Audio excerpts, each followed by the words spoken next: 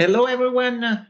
I'm Giulio Coraggio, and this is the podcast Diritto al Digitale. Today, I'm delighted to have as our special guest Anna Pouliou, Chief Privacy Officer at Mars.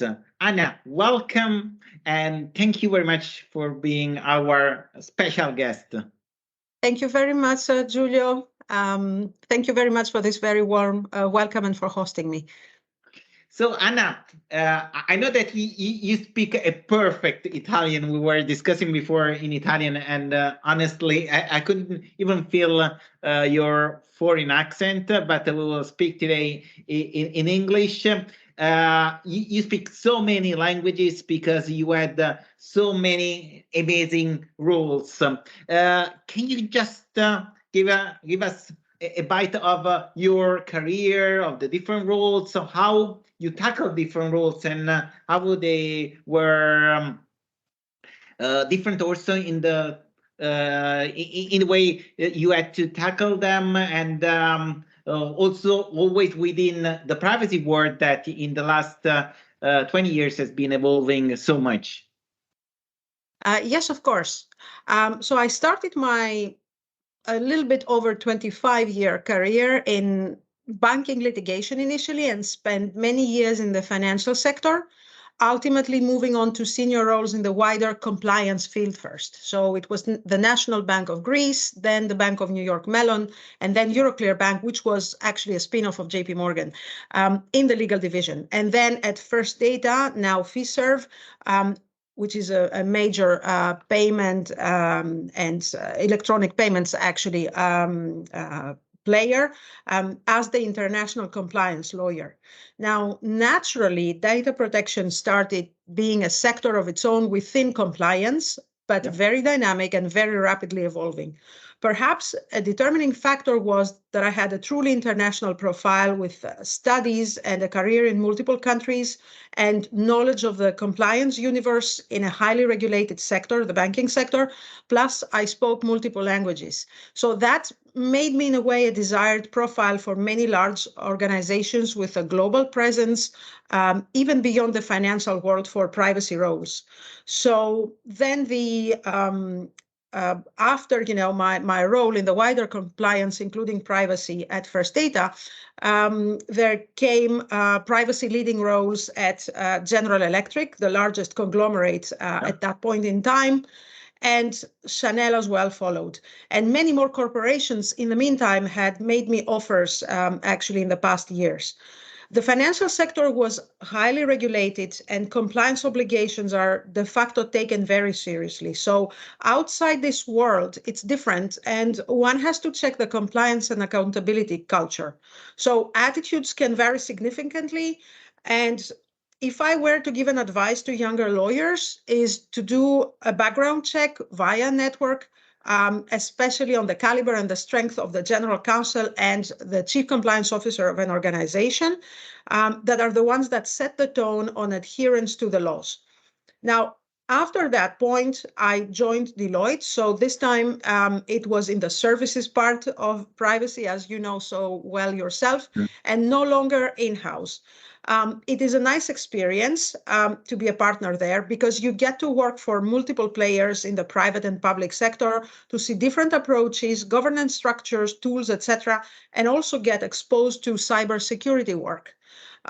Then Mars came with a proposal I could not refuse to join an amazing company, and it has been a blast so far. Apart from a wonderful team and ambience, there is respect for privacy that goes very deep in the roots of the company. Sure. And you touched a very interesting point. Privacy 20 years ago, but I would say even 10 years ago, wasn't a standalone role. It was part of compliance. So do you think that now there is a higher level of awareness of how much privacy matters for a business, and that's why most of the businesses or most of the large businesses have a dedicated role? Absolutely. I think it became a point not only because of legislation like the GDPR, but also because of the pandemic in itself and what it forced us to do in many ways.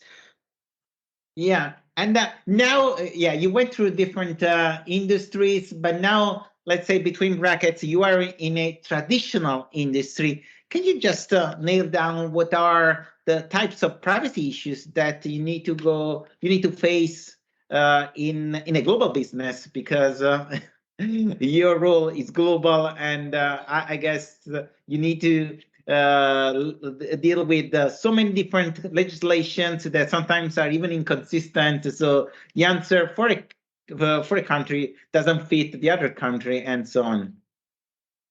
Ask me that question in a few months for my current company, as it has been only 4 months for me, and obviously I can't reveal much at this stage objectively. I just don't think that any industry is traditional nowadays, or that any industry can stay away from the key elements of the new digital era. Remember, for example, my role at GE in the corporate part overseeing 8 lines of business. Well, very traditionally as well, albeit varied. And then one of them was actually the GE Digital, which started developing with the future in mind. Now, all companies nowadays, even the traditional manufacturing, definitely the traditional manufacturing, are looking at digitalization. They're looking at the factory of the future. They're looking at AI at large and tapping into technology to improve efficiency and quality. And these are like very global issues, obviously. Even if we take a classical production unit, there is value in augmented reality, for example. There's data. It's not always personal, but lots of data that can be utilized to develop algorithms and overall enable machine learning that has its own issues.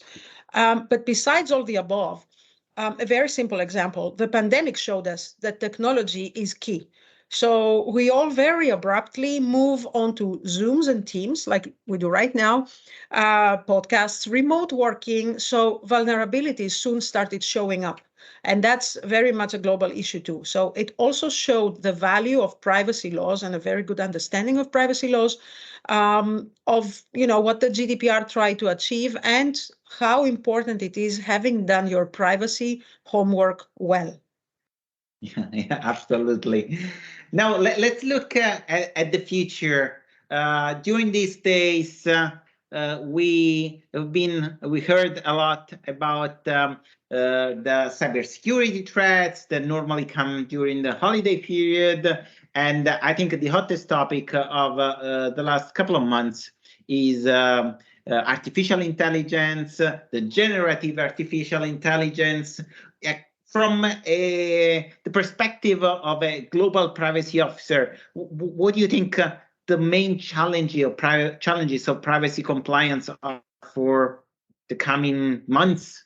I don't speak about years, because the digital transformation is so fast that having a long-term view is quite hard.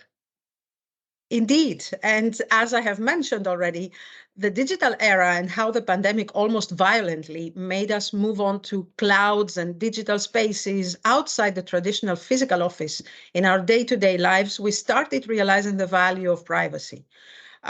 We saw during the pandemic hospitals being victims of cyber attacks. They were not only paralyzed in their functionalities, but also in the way medical records can be compromised. We saw COVID passes, we saw vaccination passes with data that in the past only our doctor would know about. Now onto clouds and devices utilized widely. And one naturally started questioning how secure all this sensitive information is. What if it gets compromised?